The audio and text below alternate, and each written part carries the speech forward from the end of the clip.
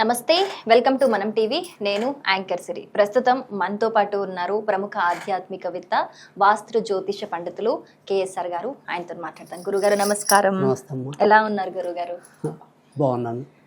గురుగారు, ఇప్పుడు మనకి మే 16 అమావాస్య శనివారం రోజు వస్తుంది. చాలా ప్రత్యేకం శనివారం అమావాస్య. మరి ఈ రోజున పుత్ర సంతానం అంటే అబ్బాయిలు మాత్రమే ఉన్న తల్లిదండ్రులు ఎలాంటి రెమెడీస్ చేస్తే వాళ్ళకి ఇంకా శుభ ఫలితాలు కలుగుతాయి చెప్తారా గురుగారు? తప్పకుండా. అయితే శని అమావాస్యనే కాదు, ఏదైతే వైశాఖ మాసంలో వచ్చే అమావాస్య ఏదైతే ఉంటుందో దాన్ని మనం శని జయంతిగా జరుపుకుంటాం. అయితే ఈసారి ఈ ఏడాది ఏంటంటే శనికి ఇష్టమైన రోజు ఏదైతే ఉంటుందో శనివారంతో కూడి ఈ శని జయంతి రావటం అనేది మరింత ప్రాధాన్యత సంతరించుకోవటం అనేది ఉంది.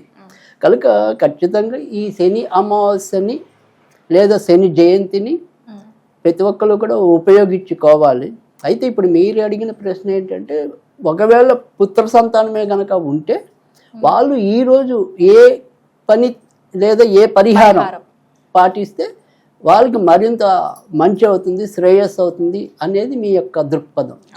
అయితే ఇక్కడ ఖచ్చితంగా శని ఏలర్ శని జరుగుతున్న వాళ్ళు కానీ, అష్టమ శని నడుస్తున్న వాళ్ళు కానీ, అర్ధాష్టమ శని నడుస్తున్న వాళ్ళు కానీ, అంటే ఇక్కడ మొత్తం 3 ఫేజులు ఉంటాయి శనికి. ప్రతి ఒక్కరికి కూడా ఇవి రొటేట్ అవుతాయి. అందులో ప్రస్తుతం అయితే కనుక కుంభరాశి, మీనరాశి, మేష రాశి వీళ్ళకి ఏలినాడు శని అనేది ఉంది.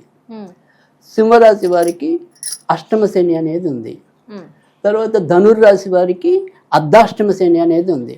అంటే ఈ 5 శనులకి అసలు కంపల్సరీ, అంటే ఈ 5 రాశుల్లో పుట్టిన మగ సంతానం ఎవరైతే ఉంటారో లేదా పురుషులు ఎవరైతే ఉంటారో వాళ్ళకి మరింత అవసరం ఉంది.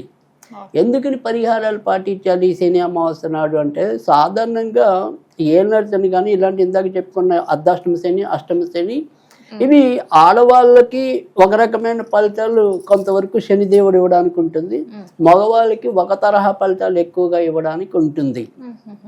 సాధారణంగా మగవాళ్ళకి ఇచ్చేప్పటికీ ఆకస్మిక ప్రమాదాలకి లోనవటము, ఖచ్చితంగా ఈ కాలం ఏదైతే ఉంటుందంటే ఏలినాడు శని అనేది 7.5 ఏళ్ళు ఉంటుంది, మిగతావి 2.5 ఏళ్ళు ఉంటాయి. వీటిలో ఖచ్చితంగా యాక్సిడెంట్లు అవ్వటం కానీ, ఖచ్చితంగా ఏదైనా సరే ఒక ఆపరేషన్, చిన్నదవ్వచ్చు పెద్దదవ్వచ్చు, ఒక శస్త్రచికిత్స అంటాం. సో ఒక కత్తిఘాట్ అయితే పడుతుంది.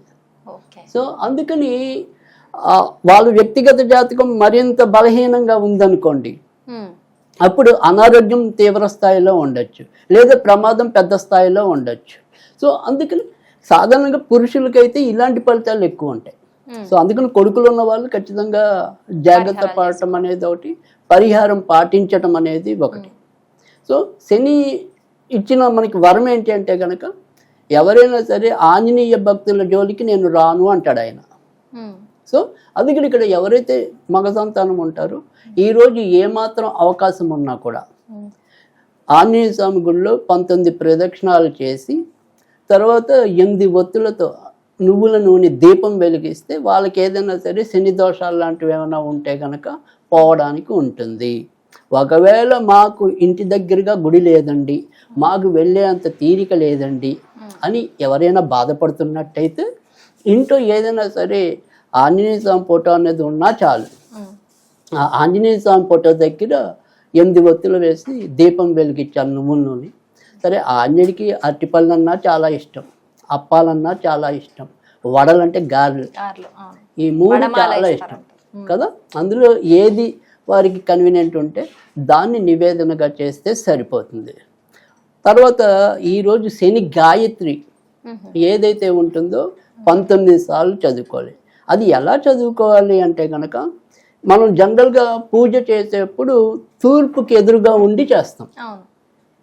అంటే మనం పడమరలో కూర్చుంటున్నాం, తూర్పుని చూస్తున్నాం. కానీ ఇప్పుడు శని గాయత్రి మాత్రం దానికి రివర్స్, తూర్పులో కూర్చుంటాం, పడమరని చూస్తాం. ఇటు కూర్చొని ఇటు చూస్తాం. ఎందుకు చూస్తాము అంటే కనుక, పడమర అధిపతి శని, అంటే పడమర దిక్కులో ఆయన ఉంటాడు. సో అందుకని మనం తూర్పున కూర్చుని పడమర వైపుగా శని ఉన్నాడని మనం భావించి మనసులో ఓం కాకధ్వజాయ విద్మహే ఖడ్గహస్తాయ ధీమహి తన్నో మందః ప్రచోదయాత్. ఈ రకంగా 19 సార్లు చదవాలి. చదివితే వాళ్ళకున్న శని దోషాలన్నీ కూడా పోవడానికి ఉంటుంది. ఆంజనేయ అనుగ్రహంతో ఎలాంటి ఇబ్బందులు ఉన్నా కూడా వాటి నుంచి తప్పించుకుని బయటపడడానికి ఉంటుంది. చాలా చక్కగా వివరించారు గురుగారు. అంటే ఇప్పుడు మీరు అన్నారు కదా, పుత్ర సంతానం ఉన్న వాళ్ళకు ఒక రకంగా ఉంటుంది, మళ్ళీ శనిదేవుడు ఉన్నప్పుడు మళ్ళీ ఆడవాళ్ళకు అంటే ఆడ సంతానం ఉన్న వాళ్ళకి ఇంకొక రకంగా ఉంటాయి ఫలితాలు.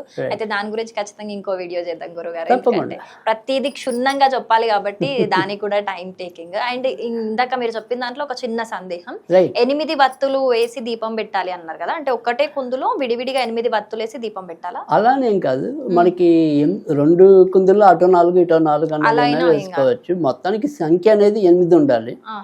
సో అది వాళ్ళ ఇష్టం. ఇప్పుడు 4 కుందులు ఎట్టి 2 ఎట్టినా 4 2 అలాగైనా పర్వాలేదు. బట్ మనకి కావాల్సిందల్లా కుందులతో సంబంధంలా నువ్వుల నూనె కావాలి, 8 ఒత్తులు ఉండాలి. సో అది ఇంకా వాళ్ళ ఇష్టం, ఎలా పెట్టుకున్నా వాళ్ళ వాళ్ళ యొక్క సౌకర్యం ప్రకారం చేసుకోవచ్చు. ఓకే, చాలా చక్కగా వివరించారు. ధన్యవాదాలు గురుగారు.